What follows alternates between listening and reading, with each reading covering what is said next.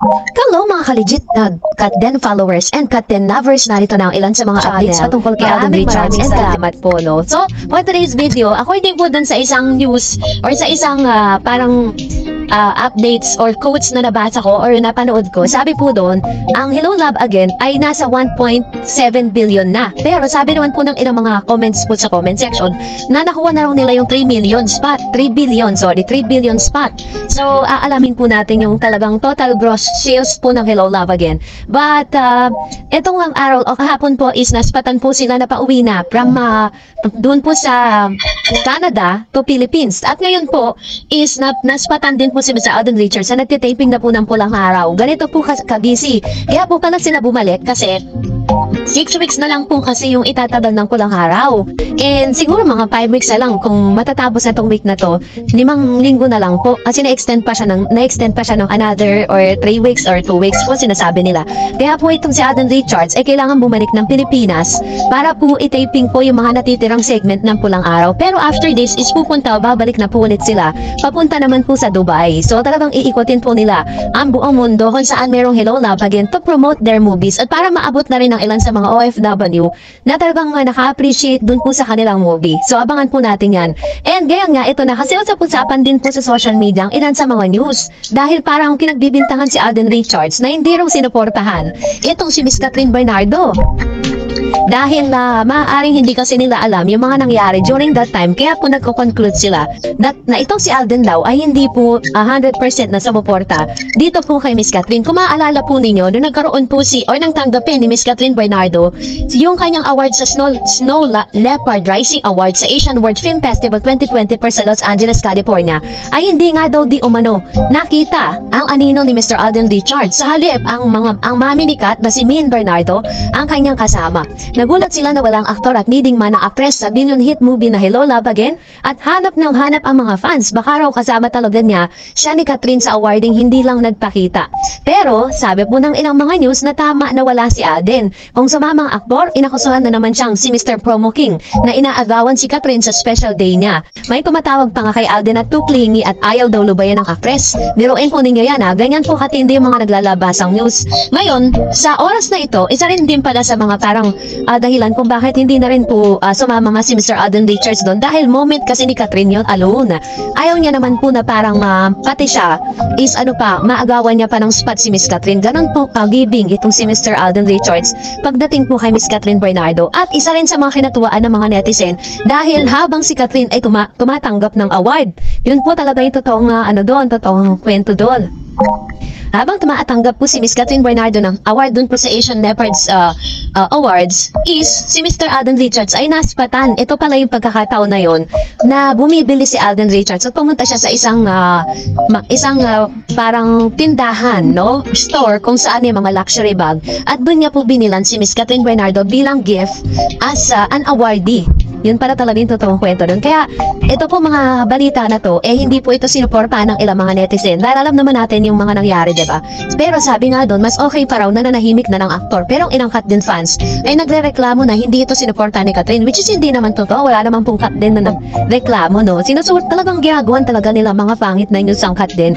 Gayon pa man, mas madali daw silang paliwanagan. Mas mahirap ipaintindi sa mga saradong isip na dinidiscredit ang partisipasyon ni Alden sa HLA dahil si Catherine lang daw ang rason kung bakit bilyones na ang box office gross nito worldwide. So yung mga nagsasabi po ng ganitong statement, basher po yun. Kasi ganito lang yan. Kung hindi naman din po magaling kung paano po nakipag-collaborate o yung collaborative nila or collaboration ni Catherine at ni Alden Richards, kung hindi rin naman din ginalingan ni Alden kung paano niya tatapatan yung galing ni Catherine, hindi rin naman magiging ganun kaganda ang kalalabasan nun.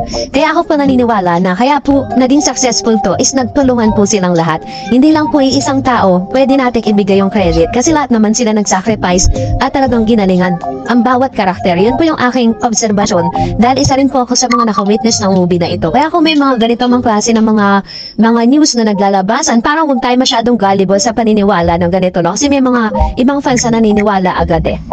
So anyways, that's only a clarification.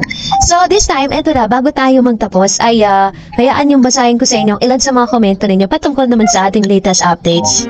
Sabi po ni Jassy Buba, hello Miss Darren, Sa concert po ni Darren Espanto yun, yung kumanta siya na in love na ako, tas tinukso ni Alora si Kat.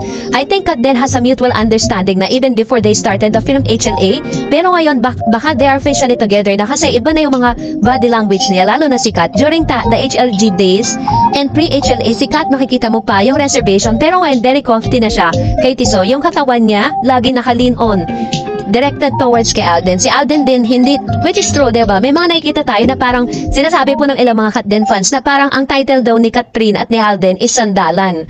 Diba? Lagi kasi siya nakasandal kay Mr. Alden.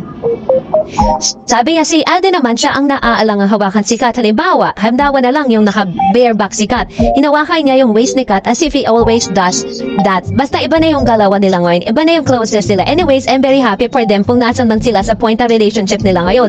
Napakasaya ng Pasko nila. Sarap kaya mag-Christmas pag bagong in love ka. True. May God always bless and protect our Kat din. Ayan. Thank you, Ma'am Shi, sa inyo pong komento. Ano? Alam niyo po, nakakita ko ng magandang Pasko between Katrin and Alden. Number one, because of the success of the said movie. And of course, syempre, sa ganda ng kanilang samahan, diba? So, nakikita natin na parang talagang sobrang sobrang close na talaga silang dalawa.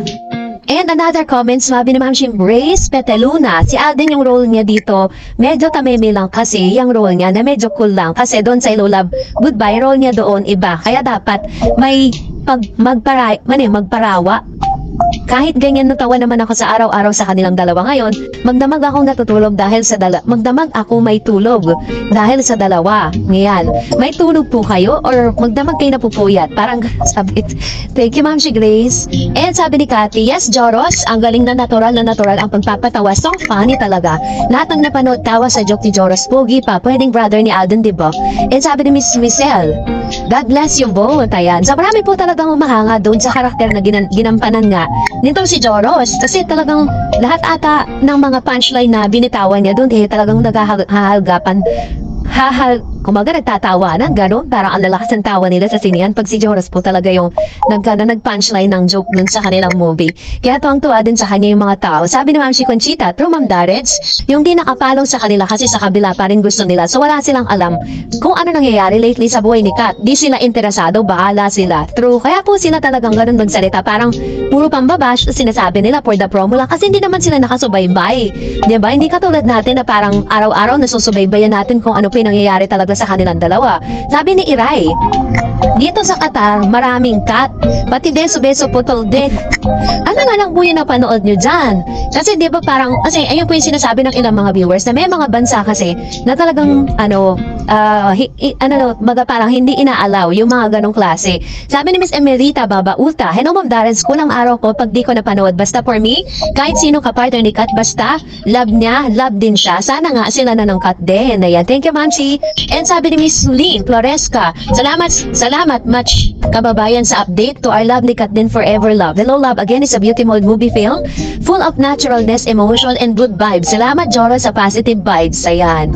So, natuwa din po si Ma'am Lynn Floresca. I think napanood niya na to at talagang natuwa din siya at meron siyang positibong komento. Sabi po, ito po yung sinasabi ko sa inyo. Sabi ni Shilo My Love, 2,000 to 3 billion pesos na po ang gross income ng HLA as of today nakita ko. Ayan. Tapos sabi ni Miss Lilibet, Kat din na po, we love them so much, bagay na bagay. Ayan. Yan po yung hinahanap ko kasi sabi po dito na parang 3 billion na. So hinahanap ko sa ngayon kung asa na po yung pinaka-proof. Kasi mahirap naman po para magko-conclude tayo na wala tayong evidence. Pero syempre hindi naman po talaga imposible na mangyari yun dahil worldwide po yan eh. Sabi ni Ragde, isa pang record ng Kat din ngayon dahil for all ages na ang fans sila. Kinikilig at nagpipraise na maging sila na in their life. Pasama na ang mga senior citizen na napupuyat at nakaabang sa mga updates and ayuda ng Kat din dahil sa gabi mostly nagpo-post sa mga ayuda nila ang mga vlogger. Napupuyat si Ma'am Shi. Marami nga nagsasabi parang napupuyat daw sila at napapagalitan na sila. Sabi ni Seren, but admire both Katrin and Alden given na matatalino, both of them, pero di ako believe sa dalawa to both of them are eloquent, smart given yan sa Kat din. But not only that, both of them we are good listener. Meron mga tao good conversation but not good listener. Alden and Kat listens first before they talk, which is true. Si Katrin po talaga, nakikita ko diba, parang pag nasa interview sila, makikita mo yan parang nakatingin siya sa kawalan, pero nag-iisip na siya ng isasagot niya.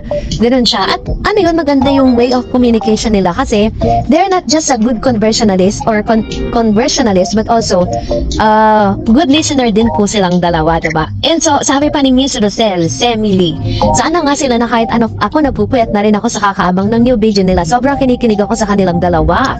Sabi ni Sir Ireneo, sa Middle East, Miss Dareds, bawal po ilabas ang mga kissing scene dahil galing po ako ng Dubai, Muslim country, ganun po talaga.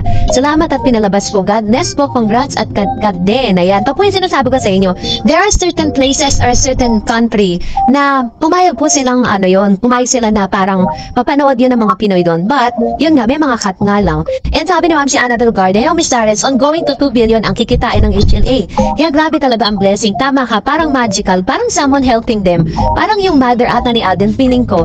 At napansin ko lang ha, ang naging collab team ni Alden, ang Aldab Noah, at itong Kat din now, sobrang suporta ng mga tao. Swerte talaga ata tong si Alden. Mabait kasi at marespeto at matulungin.